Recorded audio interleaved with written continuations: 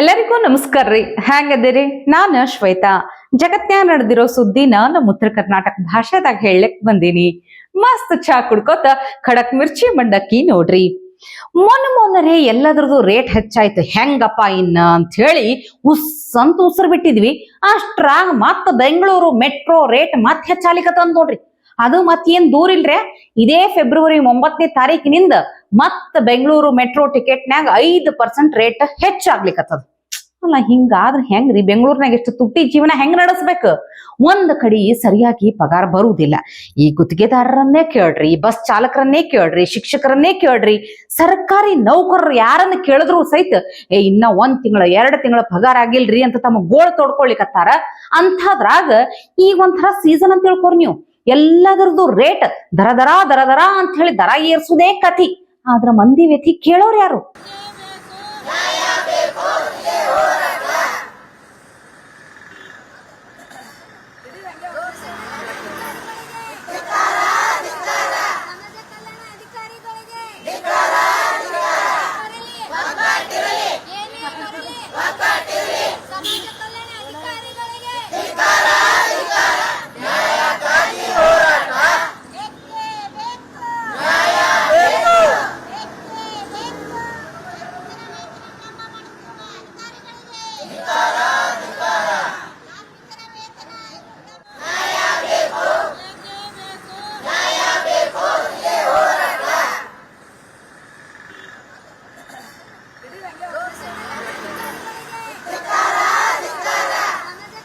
ಈ ತಮಗೆ ಗೊತ್ತಿಲ್ಲಾರ್ದೆ ತಮ್ಮವ್ರಿಗಾಗಿ ತೆಗ್ಗು ತೋಡಿ ಬೀಳ್ಸೋದು, ತಮ್ಮವರ ಬಣ್ಣ ಬಯಲು ಮಾಡುವುದು ಹೆಂಗಂತ ಹೇಳಿ ಖರ್ಗೆ ಸಾಹೇಬ್ರನ್ನ ನೋಡಿ ಕಲಿಬೇಕಂತೀನಿ ನಾನು.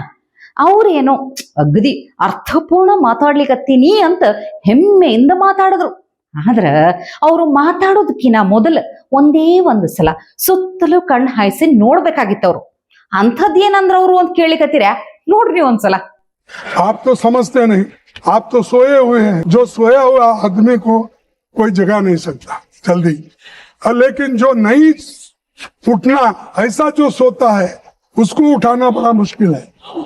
सोया हुआ आदमी को हम उठा सकते हैं, लेकिन जो आदमी सोया हुआ ढोंग करता है उसको उठाना मुश्किल है. ಖರೆ ಖರೆ ಮಕ್ಕೊಂಡವ್ರನ್ನ ಎಬ್ಬಿಸಬಹುದು, ಆದ್ರೆ ಮಕ್ಕೊಂಡಂಗ ಆಕ್ಟಿಂಗ್ ಮಾಡ್ತಾರಲ್ಲ, ನಟಿಸ್ತಾರಲ್ಲ, ಅಂಥವ್ರನ್ನ ಎಬ್ಬಿಸ್ಲಿಕ್ಕ ಸಾಧ್ಯ ಇಲ್ಲ. ಹೌದು, ಭಾರಿ ಅರ್ಥಪೂರ್ಣ ಮಾತು, ಖರೆ ಐತಿ ಬಿಡ್ರಿ. ಅದ್ ಏನ್ ಮಾಡ್ತೀರಿ? ಅವ್ರ ಹಣೆ ಬರಕ್ಕ ಖರ್ಗೆ ಸಾಹೇಬ್ರ ಮಾತು ಕೇಳ ಅವ್ರದೇ ಪಕ್ಷದವರು ರಾಜ್ಯಸಭಾ ಸದಸ್ಯರಾದ ಜಯರಾಮ್ ರಮೇಶ್ ಅವರು, ಪಿ ಚಿದಂಬರಂ ಅವರು ಇವ್ರ ಮಾತು ಕೇಳಿ ಶಿಸ್ತಂಗಿ ನಿದ್ದೆ ಹೊಡಿಲಿಕತ್ತಾರ. ಒಬ್ರಂತೂ ಚಿದಂಬರಂ ಅವ್ರಂತೂ ಬ್ಯಾಸರಾಗ ಆಕಳಿಸ್ಲಿಕತ್ತಾರ. ಅಂದ್ರೆ ಇದರ ಅರ್ಥ ಏನ್ರಪ್ಪ? ಅಲ್ಲ, ನನಗ್ ಒಂದ್ ಡೌಟ್ ಏನಂದ್ರ, ಇವ್ರಿಗೆ ಖರೆ ನಿದ್ದೆ ಮಾಡ್ಲಿಕತ್ತಿದ್ರು ಅಥವಾ ಆಕ್ಟಿಂಗ್ ಮಾಡ್ಲಿಕತ್ತಿದ್ರು ಗೊತ್ತಾಗ್ಲಿಲ್ಲ ನೋಡ್ರಿ. ಆದ್ರೂ ಖರೆ ಹೇಳ್ತೀನಿ ಒಂದ್ ಮಾತ, ಒಂದ್ ಲೆಕ್ಕದಾಗ ಸುಮ್ಮನೆ ಹಿಂಗ ನಿದ್ದಿ ಮಾಡೋರು ಆಕಳಿಸೋರೇ ವಾಸಿ ಅಂತ ಅನಿಸ್ತದ. ಯಾಕಂದ್ರ ಇವ್ರ ನಾಯಕ ರಾಹುಲ್ ಗಾಂಧಿ ಅದಾರಲ್ಲ, ಸುಮ್ಮನೆ ಕುಂದ್ರದೇ ಇಲ್ಲ ಅಂತೀನಿ. ತಮ್ಮ ಪಾಡಿಗೆ ತಾವು ಸುಮ್ಮನೆ ಹೋಗ್ಲಿಕತ್ತಿರೋರನ್ನ ಕೆರಳಿಸಿ ಕರೆಸಿ ವಿಶ್ವಾಸಘಾತಕ ಗೆಳೆಯ, ಟ್ರೈಟರ್ ಫ್ರೆಂಡ್ ಅಂತ ಹೇಳಿ ಹೀಯಾಳಿಸಿ ಶೇಕ್ ಹ್ಯಾಂಡ್ ಕೊಡ್ಲಿಕ್ಕೆ ಹೊಡೆದ್ರ ಸುಮ್ಮನೆ ಬಿಡ್ತಾರೇನ್ ಹೇಳ್ರಿ? ರಾಹುಲ್ ಗಾಂಧಿ ದೇಶದ್ರೋಹಿ, ರಾಹುಲ್ ಗಾಂಧಿ ದೇಶಕ್ಕೆ ವೈರಿ, ದೇಶಕ್ಕೆ ದುಶ್ಮನ್ ಅಂತ ಹೇಳಿ ಹ್ಯಾಂಡ್ ಶೇಕ್ ಮಾಡ್ಲಿಕ್ಕೆ ಬಂದಂತ ರಾಹುಲ್ ಗಾಂಧಿಯನ್ನ ಅಷ್ಟ ನಯವಾಗಿ ತಿರಸ್ಕರಿಸಿದ್ರು ರವನೀತ್ ಸಿಂಗ್ ಬಿಟ್ಟು ಅವರು.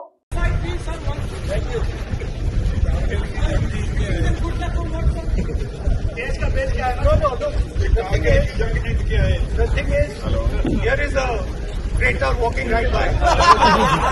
Take a look at your face. What it looks like. Hello, brother. My traitor friend. Surrender. Don't worry, you'll come back. Surrender. Yes,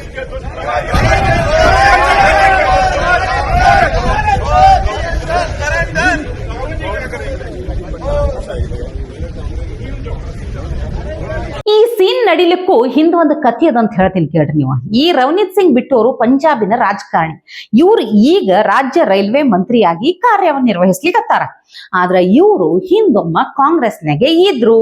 2 ವರ್ಷದ ಹಿಂದ ಇವರು ಬಿಜೆಪಿಗೆ ಬಂದು ಈಗ ರಾಜ್ಯ ರೈಲ್ವೆ ಮಂತ್ರಿಯಾಗಿ ಕೆಲಸ ಮಾಡ್ಲಿಕ್ಕತ್ತಾರ.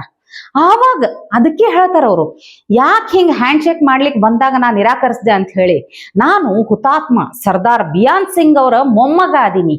ಈ ಸಿಖ್ರ ವಿರುದ್ಧ ಇದೇ ಕಾಂಗ್ರೆಸ್ ಬೆಂಕಿ ಹಚ್ಚಿದ್ರಿಂದನೇ ಇವತ್ತ ನಮ್ಮ ಮುತ್ಯ ಅಷ್ಟೇ ಅಲ್ಲ, ಎಷ್ಟೋ ಮಂದಿ ಸಿಖ್ರೆಲ್ಲಾ ಜೀವ ಬಿಟ್ಟಾರ, ಸಾವನ್ನಪ್ಪ್ಯಾರ.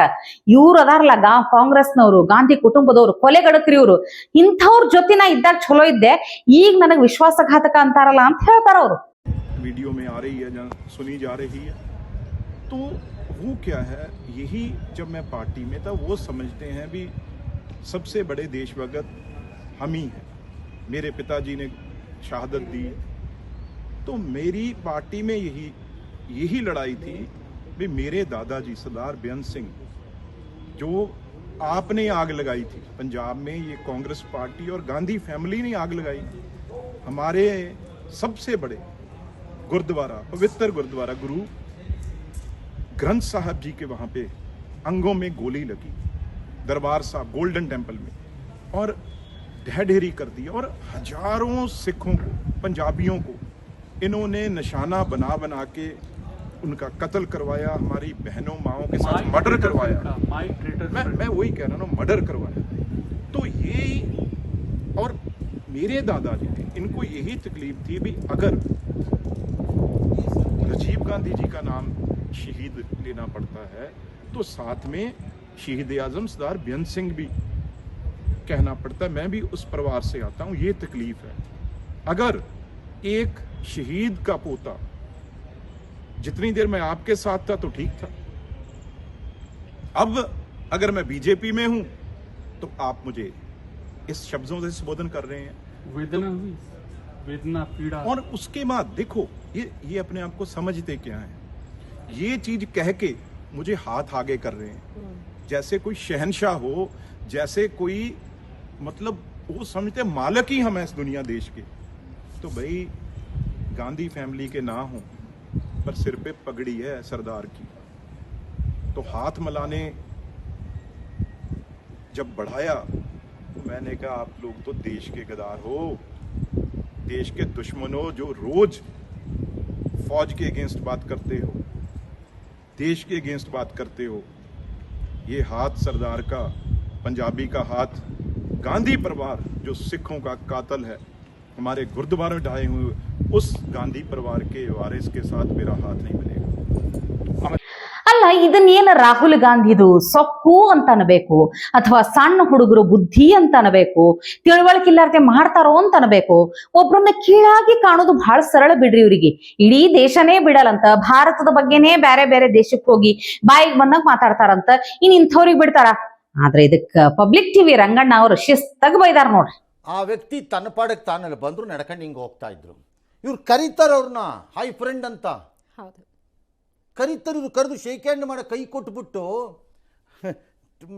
ಮೈ ಟ್ರೈಟರ್ ಫ್ರೆಂಡ್ ಅಂತ ಕರೀತಾರೆ. ಇವರನ್ನ ಪ್ರತಿಪಕ್ಷದ ನಾಯಕ ಅಂತ ಕರೆಯೋಣವು, ಹೈಸ್ಕೂಲಲ್ಲಿ ಚುನಾವಣೆಗೆ ನಿಂತಿರೋ ಮಗು ಅಂತ ಕರೆಯೋಣವು, ಏನಂತ ಕರೆಯೋಣ ಇವರನ್ನು? Is this the level of behaviour of A leader of the opposition? ಅದು ರಾಷ್ಟ್ರೀಯ ಪಕ್ಷದ ಇದರಲ್ಲಿ ಏನು? ಇದು ರಾಹುಲ್ ಗಾಂಧಿ ಕತೆ. ಕರೆಕ್ಟ್ ಅದ ರೀ ಸರ್. ಅಲ್ಲ, ಇವ್ರು ಏನು ಒಂದು ರಾಷ್ಟ್ರೀಯ ಪಕ್ಷದ ನಾಯಕ, ವಿರೋಧ ಪಕ್ಷದ ನಾಯಕನೋ ಅಥವಾ ಹೈಸ್ಕೂಲ್ಗೆ ಹೋಗೋ ಮಗುನೋ ಅಂತ ಅಲ್ಲಿಗತ್ತಾರ? ಬಿಡ್ರಪ್ಪ, ಇಂಥವ್ರ ಬಗ್ಗೆ ಬಹಳ ತಲೆ ಕೆಡ್ಸ್ಕೊಳಕ್ ಹೋಗ್ಬಾರ್ದು. ಇವತ್ತು ಒಂದು ಚಲೋ ಸುದ್ದಿ ಅದ, ಖುಷಿ ಸುದ್ದಿ. ಕ್ರೀಡಾ ಪ್ರಿಯರೆಲ್ಲ ಇವತ್ತು ಮ್ಯಾಚ್ ಇವಾಗ ಶುರು ಆಗ್ತದಂತ ಕಾಯ್ಲಿಕತ್ತಿರಲ್ಲ. Women's premier league mega final countdown ಚಾಲು ಆಗೈತಿ. 2ನೇ ಸಲ ರಾಯಲ್ ಚಾಲೆಂಜರ್ಸ್ ಬೆಂಗಳೂರು ತಂಡದ ಹೆಣ್ಮಕ್ಳು ಪ್ರಶಸ್ತಿ ಗೆಲ್ಲಬೇಕು ಅಂತ ಕಾತರದಿಂದ ಕಾಯ್ಲಿಕತ್ತೀವಿ ಎಲ್ಲಾರು. ನಿಮಗೆಲ್ಲ ನೆನಪೈತ್ಯಾ, ಈ IPL ರಾಯಲ್ ಚಾಲೆಂಜರ್ಸ್ ಬೆಂಗಳೂರು ತಂಡದ ಗಂಡ ಹೈಕಳೆ ಇನ್ನ ಕಪ್ ಎತ್ತಿರ್ಲಿಲ್ಲ. ಪ್ರತಿ ಸಲ ಈ ಸಲ ಕಪ್ ನಮ್ದೇ ನಮ್ದೇ ನಮ್ದೇ ಅಂತ ಹೇಳಿ RCB ಅಭಿಮಾನಿಗಳು ಫುಲ್ ನಿರಾಸೆ ಆಗ್ತಿದ್ರು. ಅಂಥದ್ರಾಗ ರಾಯಲ್ ಚಾಲೆಂಜರ್ಸ್ ಬೆಂಗಳೂರು ತಂಡದ ಹೆಣ್ಣು ಮಕ್ಕಳು ಫಸ್ಟ್ ಸಲ ಕಪ್ ಎತ್ತಿದ್ರು ನೋಡ್ರಿ 2ನೇ ಸೀಸನ್ಯಾಗ. ಎಷ್ಟು ಹೆಗ್ಗು ಪಡುವಂಥದ್ದು, ಎಷ್ಟು ಹೆಮ್ಮೆ ಪಡುವಂಥದ್ದು. ಇವತ್ತು ಮೆಗಾ ಫೈನಲ್ ಮ್ಯಾಚ್ ವಡೋದರಾದಾಗ ನಡಿಲಿಕ್ಕತ್ತದ. RCB ಮತ್ತು ಡೆಲ್ಲಿ ಕ್ಯಾಪಿಟಲ್ಸ್ ನಡುವ ಈ ಫೈನಲ್ ಮ್ಯಾಚ್ ನೋಡ್ಲಿಕ್ಕೆ ಎಲ್ಲರೂ ಕಾತರದಿಂದ ಕಾಯ್ಲಿಕ್ಕತ್ತೀರಿ. ಹಿಂಗಾಗಿ ನಮ್ಮ ಬೆಂಗಳೂರು ತಂಡದ ಹೆಣ್ಮಕ್ಳಿಗೆ ಎಲ್ಲರೂ ಸೇರಿ ಆಲ್ ದ ಬೆಸ್ಟ್ ಹೇಳೋಣ್ರಪ್ಪ. ಇವತ್ತಿಗೆ ಸುದ್ದಿ ಸಾಕಲ್ಲ, ನಾಳೆ ಇಂಥವೇ ಮತ್ತೊಂದಷ್ಟು ಸುದ್ದಿ ತರ್ತೀನಿ. ಚಹಾ ಇಟ್ಕೊಂಡು ಮಿರ್ಚಿ ಮಂಡಕ್ಕಿ ನೋಡ್ಲಿಕ್ಕೆ ಕಾಯ್ಕೊಂಡಿರ್ರಿ. ಟಿವಿ ವಿಕ್ರಮ ದೇಶ ನಿಮ್ಮ ಕೈಯಲ್ಲಿ. ಈ ಕಾರ್ಯಕ್ರಮ ನಿಮಗೆ ಇಷ್ಟ ಆಗಿದ್ದಲ್ಲಿ ಲೈಕ್, ಶೇರ್ ಹಾಗೂ ಕಮೆಂಟ್ ಮಾಡಿ. ಟಿವಿ ವಿಕ್ರಮದ ಕಾರ್ಯಕ್ರಮಗಳನ್ನು ನಿರಂತರವಾಗಿ ವೀಕ್ಷಿಸಲು ಸಬ್ಸ್ಕ್ರೈಬ್ ಮಾಡಿ, ಬೆಲ್ ಐಕನ್ ಒತ್ತಿ.